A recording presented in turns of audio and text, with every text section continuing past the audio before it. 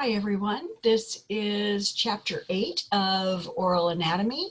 Today we are going to be discussing the supporting structures. Last week we got into the teeth and all the certain aspects of the teeth. So today we're going to be discussing what's holding the teeth in, okay, and how does it get held in to the periodontal space. So we are going to be discussing the periodontium, what gingivitis is, the difference of gingivitis and periodontitis, which is all part of the process of periodontal disease, dental plaque or biofilm, dental calculus, or the lay term is tartar, periodontics, as well as what a periodontist is.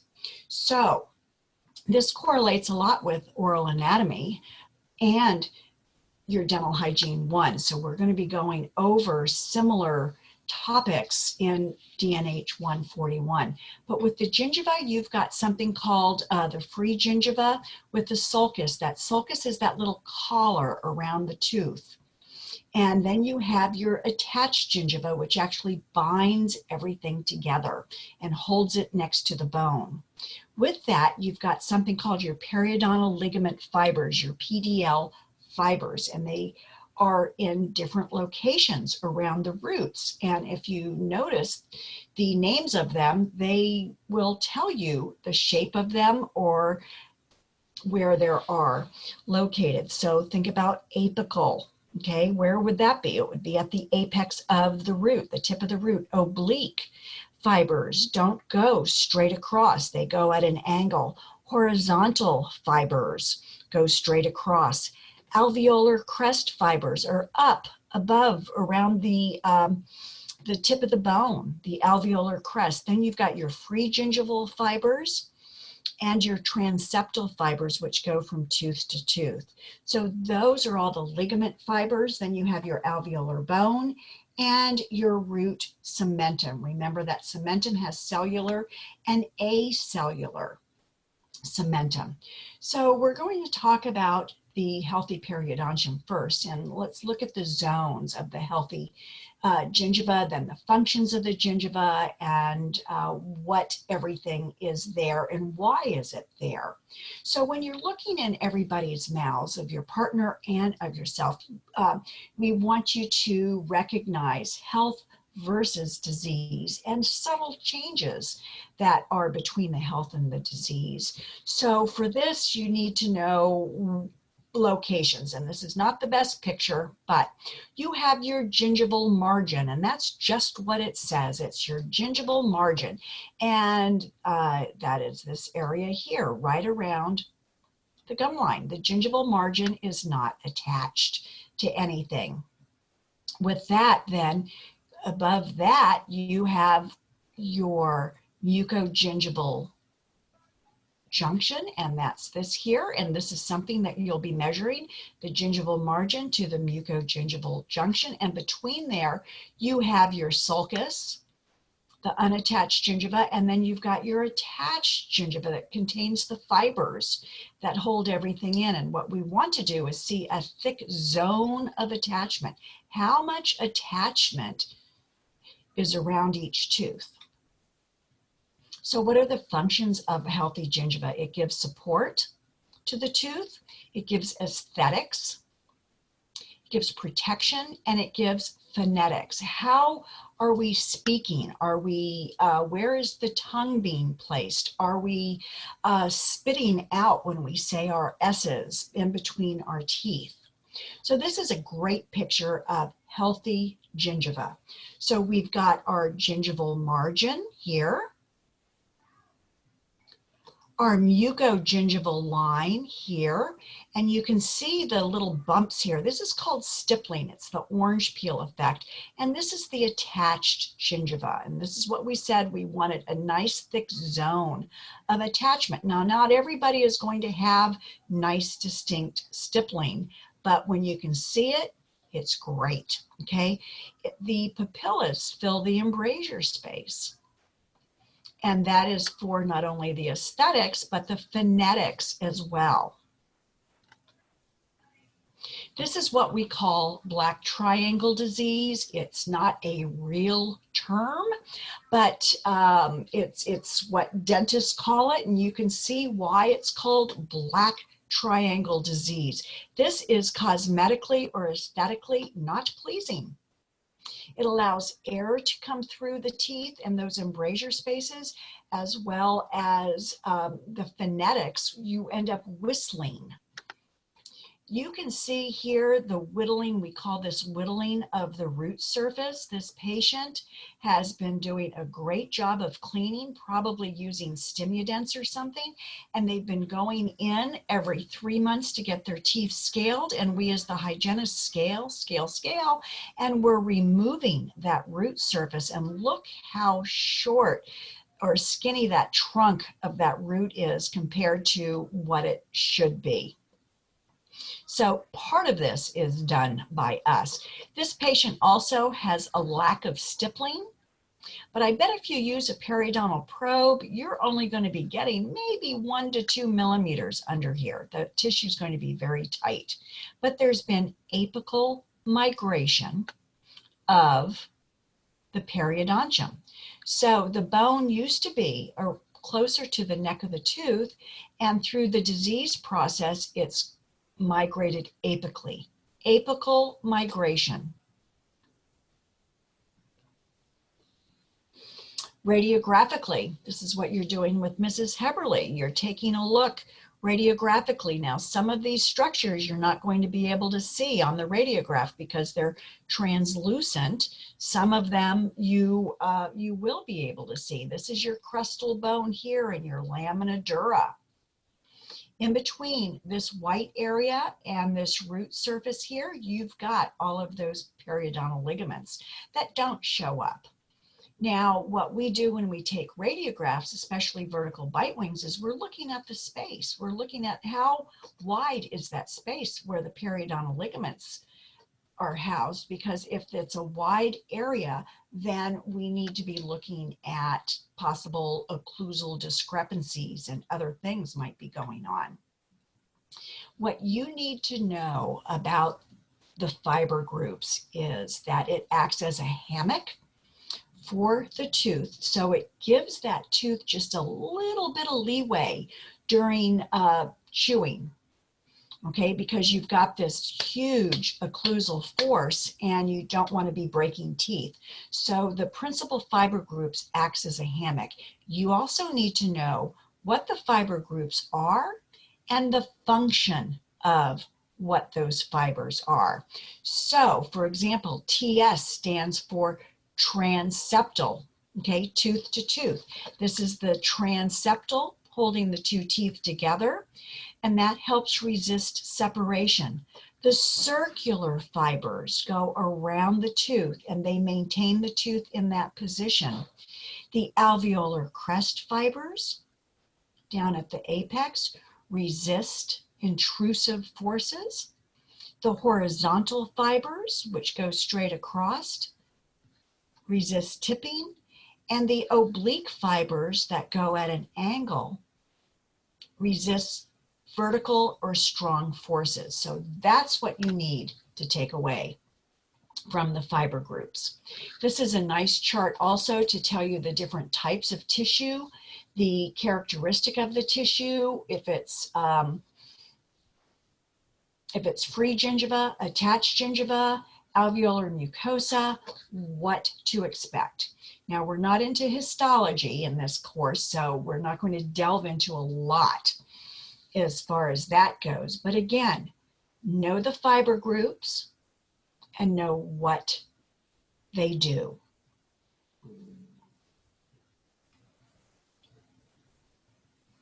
Okay, know your fibers and know what they do. Do you think there's going to be a test question on this? So let's look at the anatomy of the periodontium. We have healthy anatomy, then we have the periodontal diseases, which include gingivitis and periodontitis and gingival recession. So gingivitis, anything that ends in itis, itis, means inflammation of the gingiva. So this is a black and white picture, but do you need to see the red, the purple, the swelling? You can imagine what this gum tissue looks like just by the black and white picture. Inflammation can be mild, it can be severe. We want you to know what normal is, and we want you to know what the subtle changes are. So this is gingivitis. We can see the calculus here for one thing, but you can see the glossiness of the papilla, the glossiness of the marginal gingiva. And as you learn your descriptive terms, it's not going to just be gingivitis. It's going to be, is it papillary gingivitis? Is it confined to the papilla? Is it marginal gingivitis around the entire margin of the tooth? Or is it diffuse gingivitis? Does it go all the way down? So this is the facial and a lingual aspect. This inflammation is not as severe as that.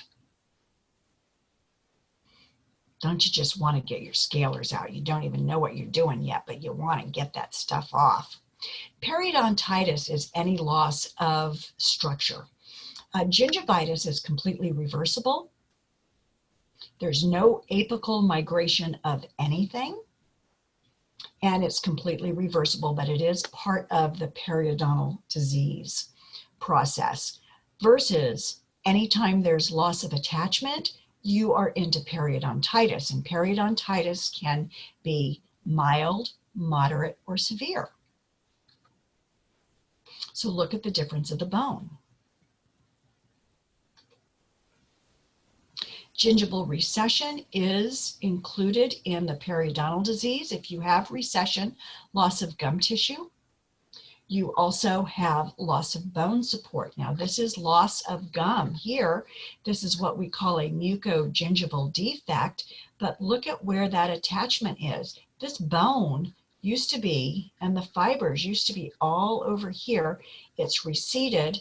Now you place a periodontal probe, it's going to go right to the base of this, so there's no attachment around this. And remember that zone of attachment we want? We want this large zone of attachment. So this particular premolar, the gum line area has receded about 3 millimeters, but there's still attachment. There's no attachment here.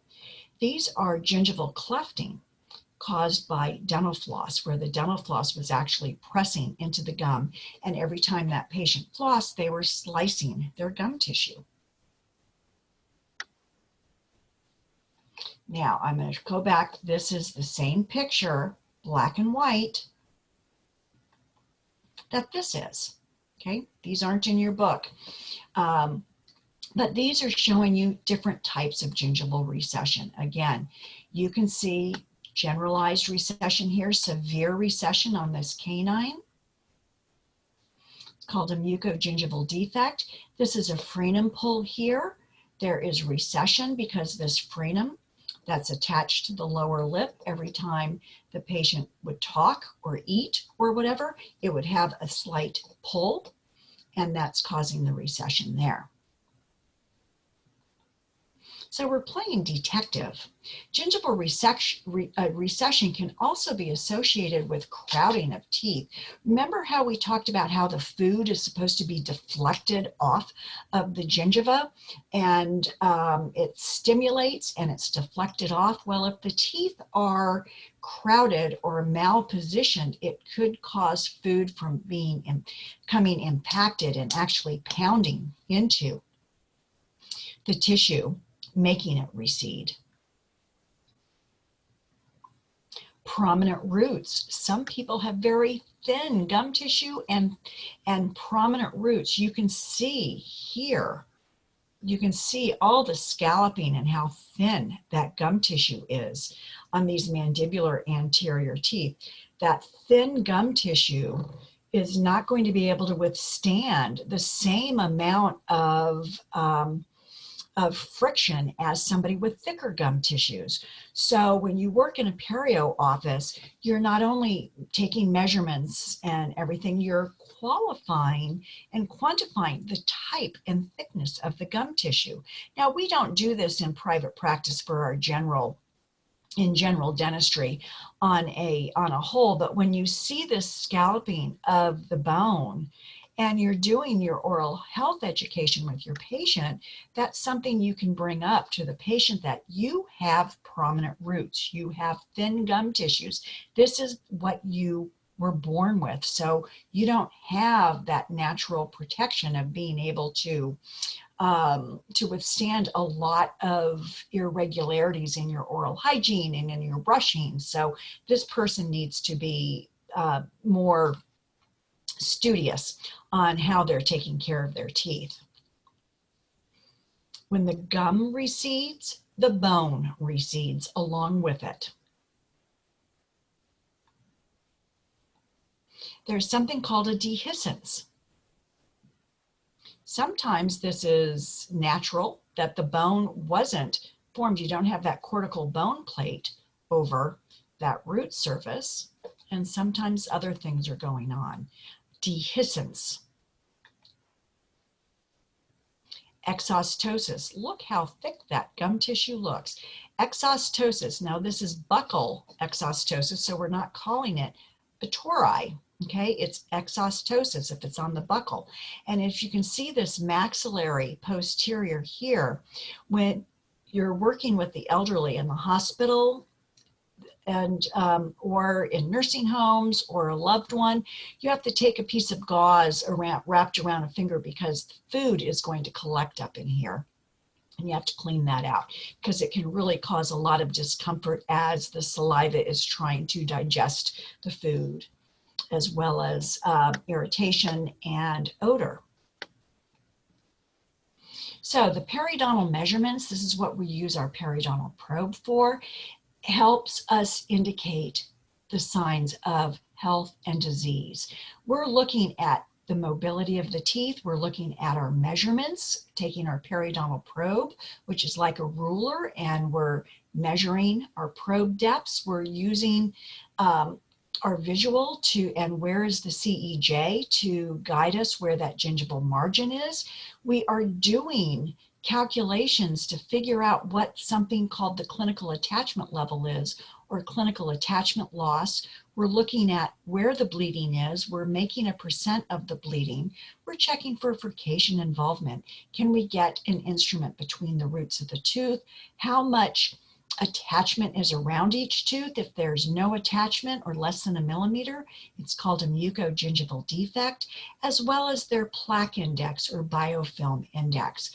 So what we're going to be learning in future weeks in clinic is doing a comprehensive periodontal charting that incorporates all of that. And we're going to be doing it not only on paper, but on the computer as well, because we want you, when you graduate, to be well versed in either situation that you're coming across in your particular office. So mobility, you need 2 hard end of instruments. They're usually mirror handles or a probe handle, and you're actually trying to move the tooth. Does it wiggle? Now remember, the tooth is in a hammock.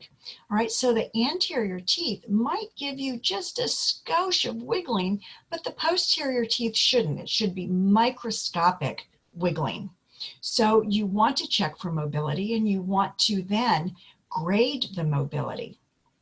You're using a periodontal probe. This is a different probe than what you have. This is a Williams marking probe, but you've got 1, 2, 3 millimeters, 5 millimeters, 7, 8, 9 millimeters. So you're placing the tip of this probe underneath the gum tissue against the tooth, and then you're taking a millimeter reading on it. And those are your probing depths.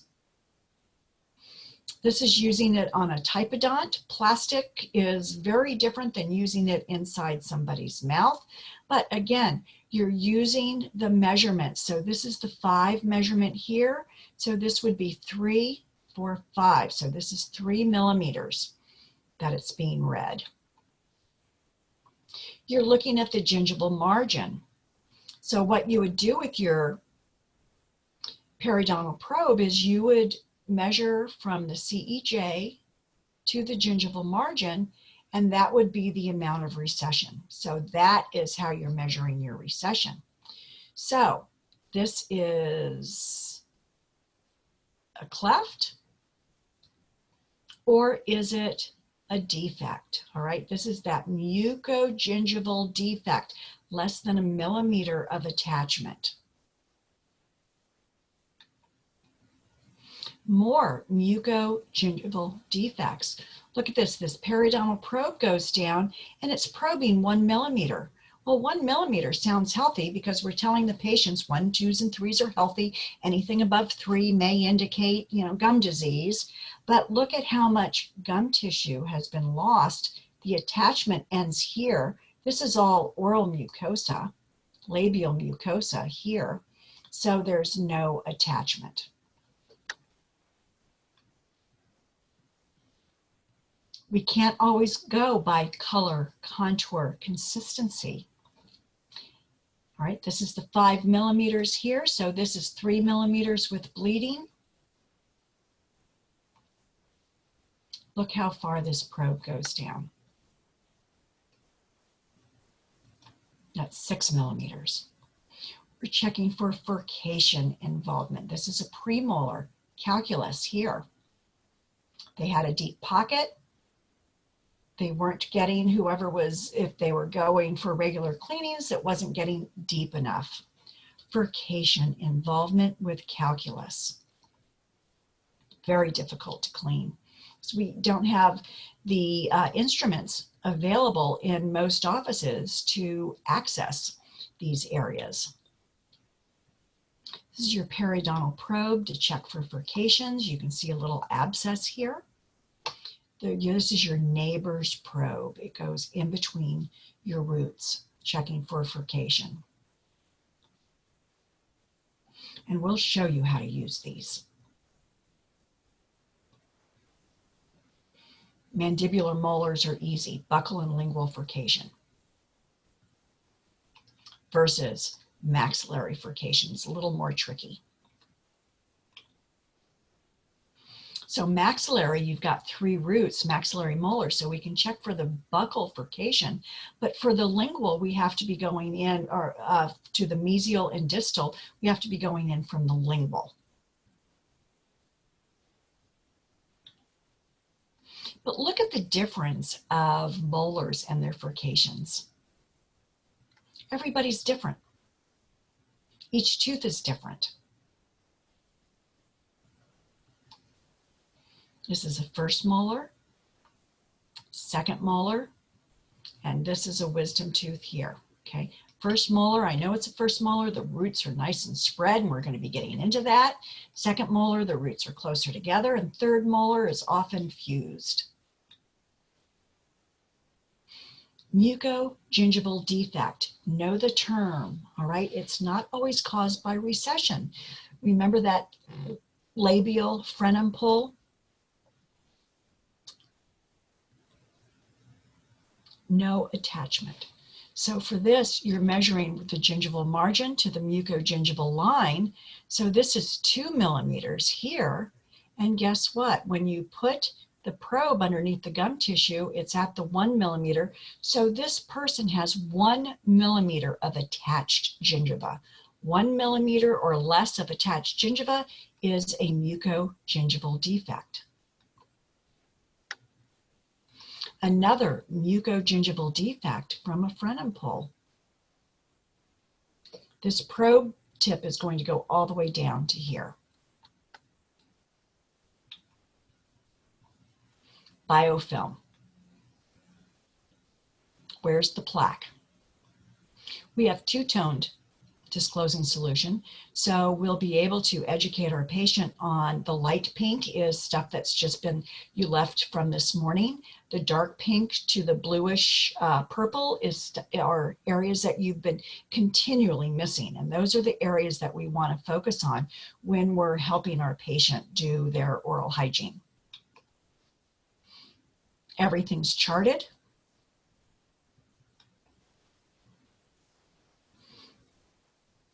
So what's the relationship of periodontal disease to the restorations or fillings?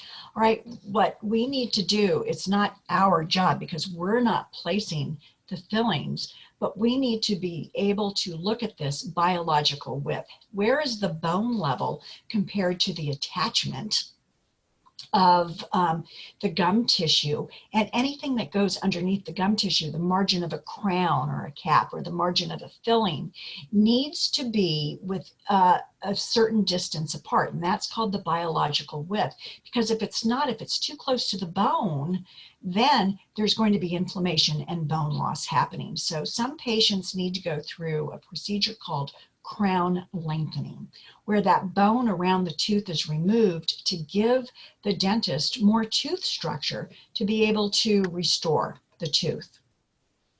But take a look at everything we need to consider when we're working underneath the gum tissue. We're not going to be seeing all these curves and crevices and indentations. If a patient's got a 6 millimeter pocket, we have to know that there is a depression here in this root so we can round our instrument to get that. Look how curvy this particular tooth F is. And that's what we are going to be learning about when we go into our tooth structures. Sometimes there are abnormalities in the root structure. One of them is called an enamel pearl, and it's called an enamel pearl because it's made out of enamel and it's misplaced and it looks like a little pearl. It's usually in a furcation area. Versus an enamel extension. Now this CEJ is supposed to go like this and come straight across, but the enamel projection or extension comes down into the furcation. Now what's the problem with that? The periodontal ligaments cannot embed themselves into enamel. It can only embed themselves into cementum. So this person, by no fault of them, this was just how their tooth was formed, has a furcation involvement because of the tooth anatomy, not because of periodontal disease. There's sometimes grooves in the tooth. This is a palatal groove. It's usually on a maxillary lateral incisor, but this groove, again, if we don't know that it's there and we're not scaling this, that calculus is going to form bone loss all the way up. Look at where this periodontal probe is. Here, it doesn't look bad. I mean, it's a little glossy here, but you really can't tell. You slip that probe in, boom. So your probe all the way down. So you've got to be very careful when you're probing to make sure that you are covering the entire circumference of the tooth. Now remember with the cementum, there's acellular at the, that covers most of the tooth or the root surface, and then there's cellular at the apical third. Part of the problem with that is the acellular doesn't really grow back. So we are scaling, we're underneath the gum tissue and we're scaling and we're scaling and we're scaling. Every time we go in there, we are taking off just a little bit of root surface. So we have to be very careful what we're doing underneath the gum tissue. Sometimes, okay, we are doing the initial therapy or we're doing a root debridement. We're doing the deep scaling, so to speak, or the scaling and root planing, whatever term you know of, and then they need surgery in addition to that. So with the surgery, all right, sometimes they're just doing a flap surgery so they can access the root surface for cleaning, and then they put the gum back.